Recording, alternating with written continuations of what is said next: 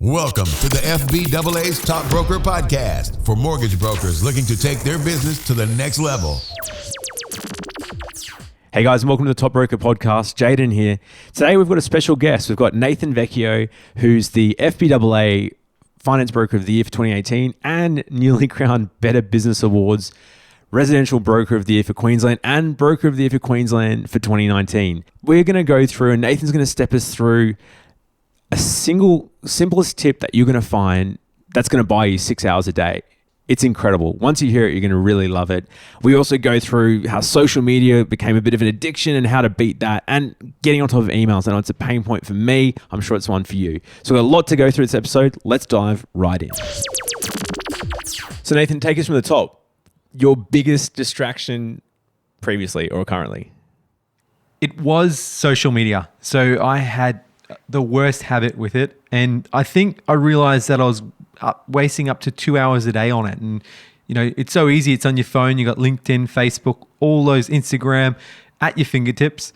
And it just becomes one of those things that you don't even notice that you're checking it out. It's almost like a muscle reflex. You pick up your phone, you open Facebook, you refresh the feed, and you look at what's on there. Well, think about it. We're never bored anymore. You go to a doctor's surgery, you're waiting around, you pull out your phone and you get on it. And that's the same even, you know, during the day, you might be in the middle of doing something and then out of nowhere, you just pull out your phone and you check social media, or you get a beep and it's a new notification of someone that's doing something. So one thing I realized was I kept on getting distractions, whether it be from phone notifications, Facebook sending emails or whatnot. And that really took a lot out of my day. So I resolved this year to completely stop. So delete all the apps. I've still got the profiles open and I've just not gone on it. It's made a huge difference. Yeah, because it's still fine. If you use it for work, then it can be a tool for work. But if it's sucking your time, you can do that. I actually installed an app on the computer. It's called Rescue Time. It's a free app that monitors every minute and every website I see on my computer, and you can block websites too. So I've used that to block Facebook and only use that obviously for marketing purposes. But yeah, in terms of social stuff, it's a huge time suck and a huge distraction, and also something that can also influence you emotionally. Because if you jump on there and there's people blowing up about the RC and different topics, then it can really affect your headspace. So I think, number one, big distraction that you can cut out, and an easy way to do it is social media. Download Rescue Time. Well, there's a bunch of blockers you can do to eliminate that distraction from your life. All right, so number two, probably my personal previous biggest distraction in life was email. Well, have you had issues with this, Nathan? Yeah, I know, Jaden, you had a big issue with this where you're jumping in every time you get an email looking for unconditional approvals and everything like that. I think I've had the same issue. For me, the simplest way was to block out the buzzer from my phone every time an email came through. Yeah, notifications off. And also checking it at specific times, 8 a.m. when I get in the office, 12 p.m. after I have lunch, and then just before I leave the office. Well, I think also the good thing, and I know I've spoken to a bunch of brokers in the past, and like, well, how are you not checking your emails? You're not missing out on approvals or calls and leads and that sort of stuff. And the fact is, I know you do really well with pre-positioning with your customers, Nathan. So what do you let them know about your turnaround times, and how do you manage that? It's just about letting them know that if there's anything urgent, to give you a buzz, and any inquiries, emails, otherwise will be sought. We'll look after and get back to them. However, it's not going to be straight away. And I think most people are comfortable with that. I've actually seen another broker who's actually quite successful, Ruan from Time Home Loans. He has an out of office on, which every time he gets an email, it says, "Hey guys, I'm looking after clients. Your email is important to me, and I'll get back to you by close of business today." So I think those sort of pre-positioning ideas are great, and it just relieves the pressure off you from feeling like you have to get back to it straight away. Jaden, how did you sort of find dealing with it yourself? Yeah, well, it all kind of came to a head for me after I read a really good book. It's called Deep Work. It's by Cal Newport, so you can just check it on Google. And in the book, Cal talks about the difference between deep and shallow work. And he kind of talked about deep work as almost the superpower of the 21st century, because in the state of deep work, you can get in this distraction-free concentration that can really push people way beyond their limits. You can create much more value, improve your skill, and it's stuff that's hard to replicate. It could be working out a solution for a loan that you've been trying to workshop for ages. It could be just working on strategies in the business or just getting things done quicker. And the fact is, the majority of people these days are just in shallow work. So they're never actually getting to that level where they're solving problems and moving the business forward. And I was definitely in that bucket. So I did the same. All I did was simply identify it through doing just a daily audit. So I wrote down what I was doing, and then I blocked out parts of my calendar. And same as you, just have allocated times for checking emails, which I stick to. And then outside of that, I actually blocked it as well, just so to stop yourself, because it can be pretty addictive and you just do it as a matter of habit.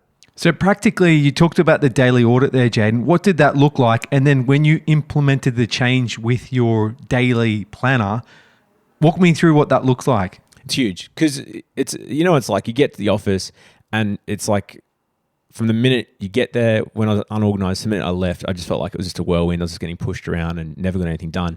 The good thing with like that daily audit and being able to work through that was I had everything allocated to the minute. I knew where I was spending my time and how I was spending my time, and I could really get through a lot more stuff at a better level than not using it. So I definitely suggest doing an audit. It's as simple as using a spreadsheet, auditing your time, or just using the Google Calendar app and just literally blocking out parts of your calendar to work out what you're doing. So the audit helped you identify areas in your day that were waste, or areas in your day where you're doing things constantly, time and time again, like checking your emails. So Jaden, once you completed that audit, what did the next day look like, or what did the next week look like when you understood got stuff done, and it wasn't just at the mercy of my inbox? So did you, with the day planner, what did the day planner look, and how did you stick to it? So at the start of the day, before you did anything, what is it? You sit down, you work out what you need to get done that day. You block out times, almost. You make meetings with yourself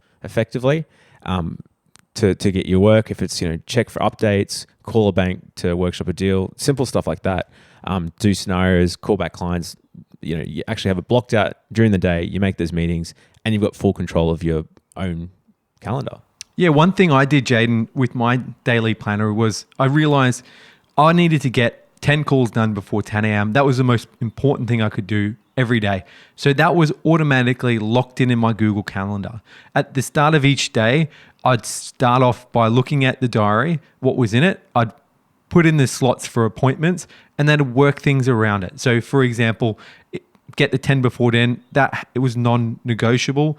And then things like calling my referral partners at certain times, I'd lock that in. So I put the important things first, and then the small things and the things that are less important sort of worked around it. And I found that I had so much more time to get the important and necessary things done, and practically the things that weren't so important sort of could have been left for another day most days. And so the third distraction is almost a time waste, and it's going out and doing meetings, being stuck in traffic. So Nathan, I reckon this is one that a lot of people don't agree with. I've had fierce debates with other brokers that say, well, our job is to go and see the customers and go to their houses and step over their kids' toys. Like, how did you break the mold on that?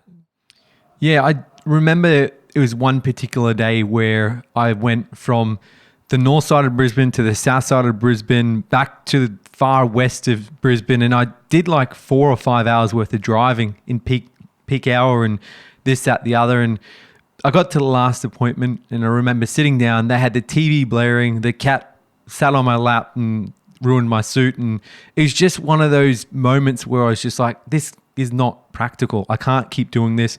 I was doing 15, 16-hour days just because of the amount of travel I was doing. I had no chance to catch up on anything. And then I thought to myself, well, you know what? I'm just going to see if I can get clients to sit in front of me, come and meet me at where I'd like to meet them. And if it works, great. If not, I can always go back to what I'm doing. So I devised a script which I'd use every time I talk to a client, especially the first time talking with them, which led them in the direction of understanding the value that we added and understand how important myself and my services were to them. And effectively, it led them to understanding why they needed to come to see me at to begin with as a coffee shop down the road from me. And then eventually when I got an office, it was at the office. And that for me has saved so much time that, the once upon a time 14, 15 hour days are now gone, and I've got far better balance back. So, but how does that work? Because then if I'm a customer, you say, "Yep, you come to my office," and they're like, "No, well, can you come to me?" What do you say to that? So, firstly, it's about providing the value proposition up front. So, not necessarily going straight in for the jugular and booking a time. It starts off with having a 5 to 10 minute conversation about the client's needs, what they're looking at doing, what their challenges are, and really understand them empathically and listen. Once you've got that trust and understanding with them, then you're the advisor. You're their trusted advisor. You're the one calling the shots. You've asked the questions. Now you're giving the diagnosis and the prescription and the call to action. So what I found is when I had the right process in place, people don't question it. You're the authority. And look, even if they've used a broker before, they might not even know the process or remember it. So as far as they're concerned, this is how it's done and this is how I operated as a business. And they respected that, especially when you've got clients that refer you and they've got trust in their friend in referring them to you, which is where majority of my business comes from. It makes it that much easier. Have you ever lost a deal because of it? Look, it's not an absolute rule. So I'm not saying that 100% of the time, people say yes to it, but it's a very high percentage. I say 90 or more % of the clients are happy with it. And if you're getting back 5 hours a day, then it's worth it. And there's still some people, there's still some people, I'll go out and see him. And that's still fine as well. It's about giving the customer options at the end of the day and not being rigid. But yeah, it's made such a huge difference. Wow, heaps of takeaways there. That's great. So that's it for this episode. I actually took a lot away. Nate, I liked how you broke down the process of really understanding the customers. And it's so true. To be able to remove distractions, it's not just about, obviously turning off the notifications is one layer, but then it's looking at your calendar, doing that time audit, and you identified those 5 hours you're wasting a day. So I think there's heaps of practical tips in this episode. If you liked it, you'll be able to download it from all the places online. Leave us a review, and otherwise hit us up at topbroker.com.au.